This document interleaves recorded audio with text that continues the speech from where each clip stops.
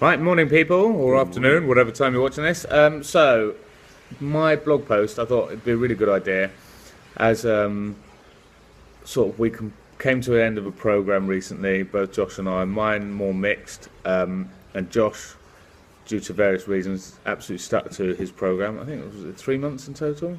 Yeah, it was about 12 or so weeks, I think. Yeah, about Like maybe a few more, but okay. Let's say between 3 and 4 months. yeah. So it's quite a long program. So generally speaking, we do about 8 weeks, but it depends on the program itself. But as you may have known, obviously, if you've been following the blog, I injured myself quite badly, 3 weeks, 2 or 3 weeks before Christmas, and I got a little bit lost in my tracks. That's something more to be explained about. But one thing I really noticed as I was changing my program, what helped me spur to change my program more was watching Josh finishing this current program and just how successfully he'd been with it, for various reasons. Basically, I mean, it was pretty epic, some of the last list, and it was a consistency. But that's more something I'm going to talk to Josh about. So I thought, rather than me rambling on as I always do, let's get something more useful in than just my insane ramblings, and actually ask Josh a few questions. Excuse me, about how he did his program, how he achieved so much, and sort of what was the basis behind it. So, It's worth mentioning as well. That's the first time since we've been training together that we haven't actually done the same program, isn't it? We've always done the same thing. Like, when we've actually had a program to do. Like sometimes we just messed around, but that's the first massively. And I think that's another good point on that. Actually, is the fact that we've always done the same program, and rarely have we both been very happy with the program. Yeah. So I was talking to Ollie last night about this actually, because he's no longer doing kind of a keto diet, and he was saying, it's just making me feel like really no energy, wrong headspace, just head scrambled. I was like, that's quite weird, because when we were doing keto, you were really struggling and I was struggling a lot less. Don't get me wrong, I was struggling, it is keto, but not in the same way. So we've always had different preferences with our programs, and I mean, I think in the entire time there's probably only 2 programs we've done that we've both been really happy with. So yeah, I mean, it's interesting to see things from the outside in, rather than who knows what would have happened if I'd have been doing the same program. I hadn't got injured, but I hadn't, and it's quite nice to be able to relay sort of what Josh got out of it and be there firsthand for the results. So, Josh, hello. Firstly, what was the program you were doing? So it was like a strength gaining program. So, I can't remember it now. I can't remember. I basically wanted to squat twice a week. In order to bring my squat up, I wanted to do heavy deadlifts, and I wanted to get my presses up. And I wanted to focus more on my overhead press than my bench press. So when I put in a pressing day, we would have the overhead presses as like the primary exercise that you're focusing on, and then later on you'd have your accessory exercises as bench press. So it's worth mentioning that when we talk about like how the lifts changed. So the compound lifts, essentially, you wanted to become a strongman. Yeah. Compound lifts, big lifts, powerlifting, big stuff. Powerlifting. Yeah. Okay. What was the reason for it? Basically, just wanted to get a big squat. That was the main thing. Wanted to get a big squat. I've always had issues with my proportions with squatting and kind of like leaning over too much, and it kind of feeling like I can move stuff but not really move it well. So we started like just really focusing on mobility and just squatting, and then I was like, why don't I just try and get this up? Because I was like, big numbers that would be nice would be like the 180 squat, or like pushing up to 200 after I kind of felt where the program was going. I was like, cool, I can hit 200, it makes sense, I'm going to get there. And then I wanted to bring the deadlift up as well. It was one of those ones where you just go, I can see there is room for improvement here, so this is what I want to achieve. I want to achieve these things. These numbers will do me quite nicely, and that's what I'm going to focus towards. Cool. So big man stuff. Any reason why? Just because I've never really done like a pure strength based program. It's been we've done programs for size and shape and athleticism and things like that. You know, like And that- overall fitness and like certain skills as well. We've done programs meant to bring up like Olympic lifts and things like. I think that's gymnastics. the big part of it as well. Is a lot of people they chase the pump, and there's nothing wrong with that. There's a real satisfactory feeling about going into a gym and getting a real good pump on, like the bodybuilding style workouts, the physique style workouts. You feel good whilst doing them. You look good, but they don't necessarily improve all the specific areas, and you don't necessarily see improvements throughout. No. If that makes sense, you see aesthetic changes maybe, Yeah. but you don't necessarily see performance changes, etc. So there is definitely something to be said for the enjoyment and the all-round mental satisfaction of a bodybuilding style program. But yeah, lifting from A to B, as heavy as you can go, like strongman stuff. When I was injured just before Christmas, and then obviously over Christmas and New Year, you've got the world's strongest man on. That was a nightmare. That watching those guys squat and deadlift their max weights, I just was so jealous, because there is like a real amazing feeling about getting something A to B that's so heavy, you know, most people can't lift. So, but yeah, that completely makes sense. And it, as I say, it was really interesting to see Josh's progress throughout this program. Another thing that was quite cool was thinking about, well, if I just put, 12 or 15 weeks into this and just go at it hard, like, what is the crossover going to be when I like do another program? Like, what am I going to gain from this that's going to help me in other programs? And there was quite a lot of crossover, but I'm sure we'll talk about that in a bit. Cool. So we're smashing a new program. You're at the beginning, and as you've already kind of gone into a little bit with the 180, etc., what did you expect to get out of it? What, numbers wise? Just in general. What did you expect? Did you expect to become a wild, sexy person? Nah. The expectations, I know. We already knew that. That can't already happen. Yeah, I expected my squat to go up a lot because of how I was focusing on that, twice a week. And initially, based on the way that my split was, which we'll write in the comments, like we'll write the split, we'll write the program in. It was kind of like, theoretically, I should have been a little bit sore on some of the days, but you kind of manage the volume well, and if you don't go crazy on the volume, you're not going to be so sore and so ruined, and your central nervous system's not going to take such a big hit that you can't like lift big on those other compound lifts, because you think if you're sore from squats, your deadlift's going to suck. And yeah, that, like, you did have some weeks like that, but like where it didn't feel like it was going to be good, and it still worked out well. So like numbers wise, I started off, and initially it was like there was no real end game aim of what I wanted to hit, and then I started going, wow, if I put 10 weeks in and I'm gaining 2.5 kilos a week on each lift, you want to be looking at kind of an extra like 25 kilo gain on my squat. So it was just about with terrible form, like 180 before the program on my squat, and I was like, cool, well, if I do this, it looks like I can hit the 200 mark. And then the deadlift was one as well. Like, I hadn't deadlifted heavy since even moving into this place, so that was like, it's coming up on a year now. Yeah. So it was like at least 9 months into here.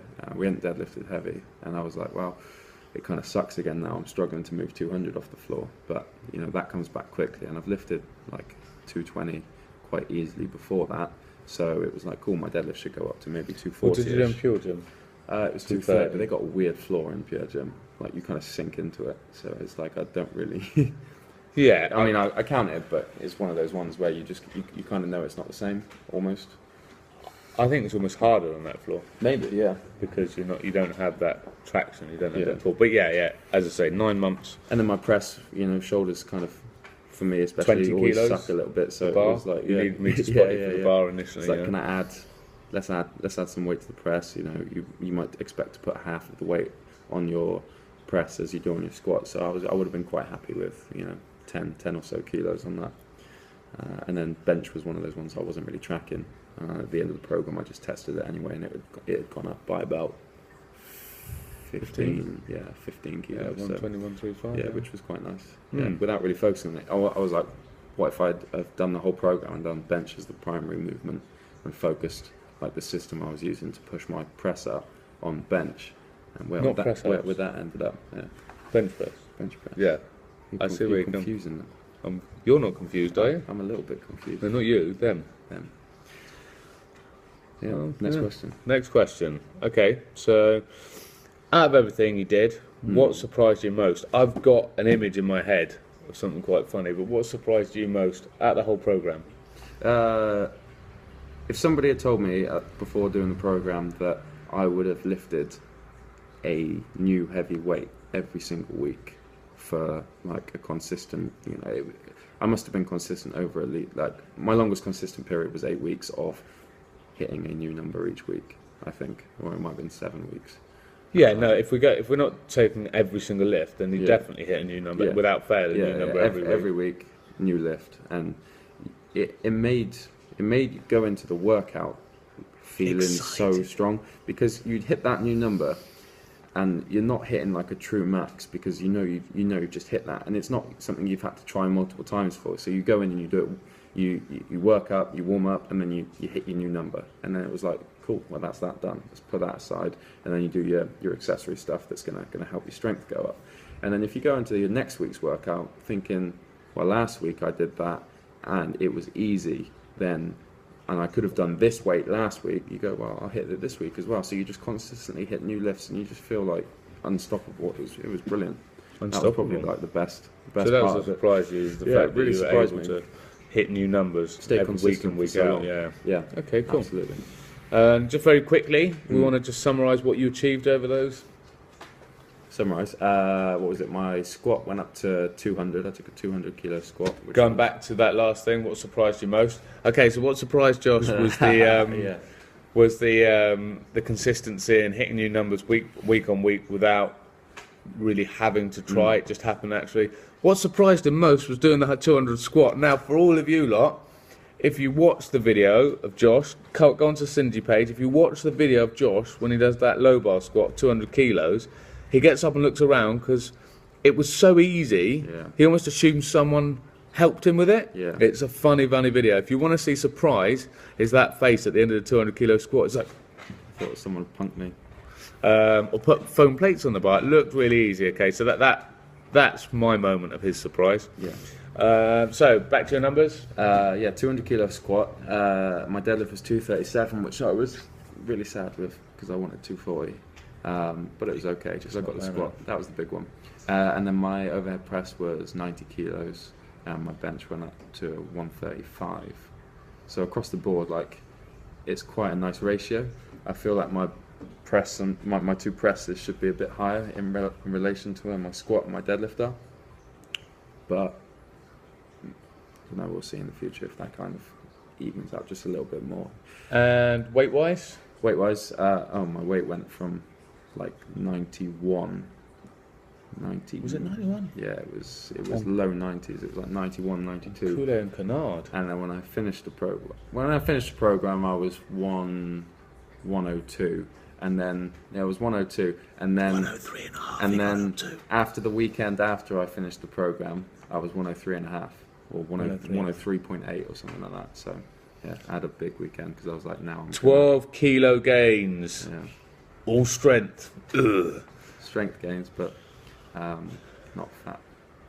No, I mean obviously, No, sorry. all joking A aside, lot of fat. That's what I'm going to say. I'm going to say a lot of fat. all joking aside, invariably, if you're predominantly focusing on strength training, you may add fat. It's not something to worry about unless if you're so confused, you don't have any set goals, and you want to go back to an aesthetic program. Do an aesthetic program. If you are doing a strength training program, eat to give yourself the energy to lift.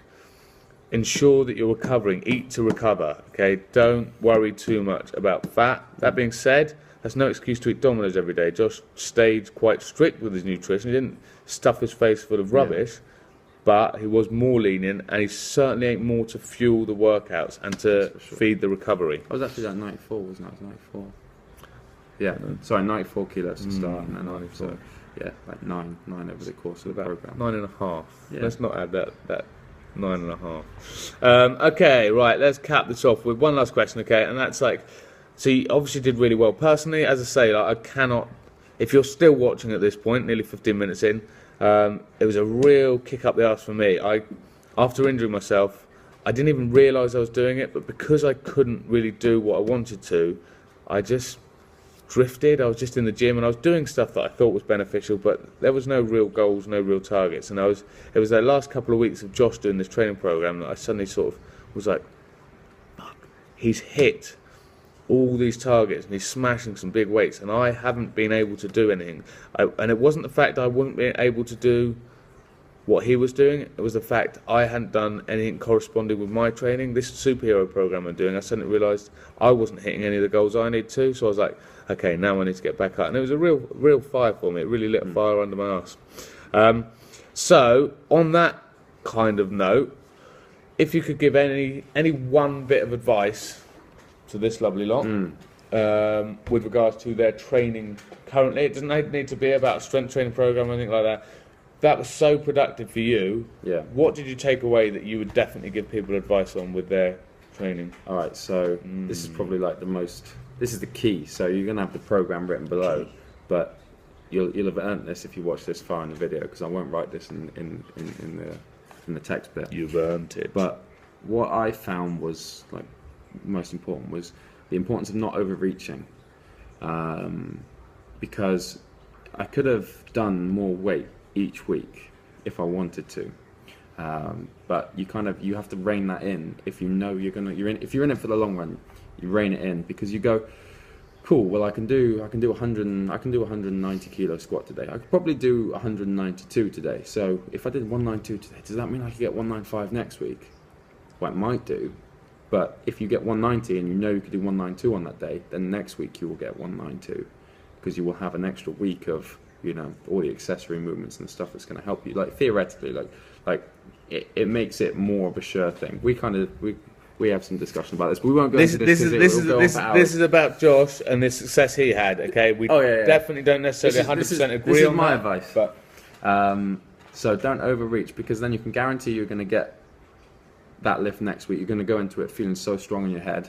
And then again, that next week you might go, cool, well I could have done 195, and it starts kind of adding up like that. It starts making sense. You go, oh cool, I've always got like 2.5 kilos left in the tank, but I'm going to save that, and then I'll take the easier lift next week.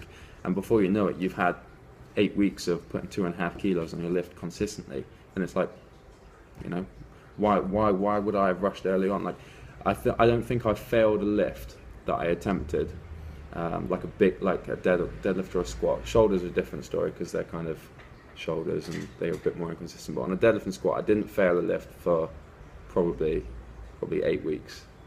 And at that point, you just go, yeah, like back in the game. You feel so consistent, and then so don't overreach. Keep your targets like realistic, achieve them, and then feel good about that. And then next week, try and build on them by small amounts. If I jumped up, I could have failed a lift, and failing that lift could make me question whether or not I'm getting stronger, or if I've actually I've taxed my body too much. And then I could have failed a squat at the start of the week, and then I could think, well, I put so much into that squat, I wonder if I'm going to be strong for my deadlift now. And then you've got that wonder in your head, and you're second guessing yourself. And whereas I was just stepping up to things and just picking them up, and it was like that. It was just easy until the end of the program, where I started to overreach because I didn't use the structure I was planning on doing after I got back from skiing, because I kind of put a time limit on it. And I went, I've got 4 weeks now to get these numbers up. Well, I better not mess around, and I'll put that number back on the bar after I've had a week off and I've been skiing and my legs are taxed and I'm a bit tired, but and then I failed it, and then it all went downhill from there. But then fortunately it kind of picked back up again eventually. But if I'd used that structure, maybe I could have gone a bit higher in the end, rather than just jumping the gun and going crazy. But yeah, don't overreach. Keep it calm. Don't overreach. Set your goals. Have a plan. And execute it. Yeah, That's definitely. It. Nice one. So we're going to write some bits in the text as well. But so this blog post is for you guys and to recognise Josh's achievements. Thank you. All right, guys. Peace.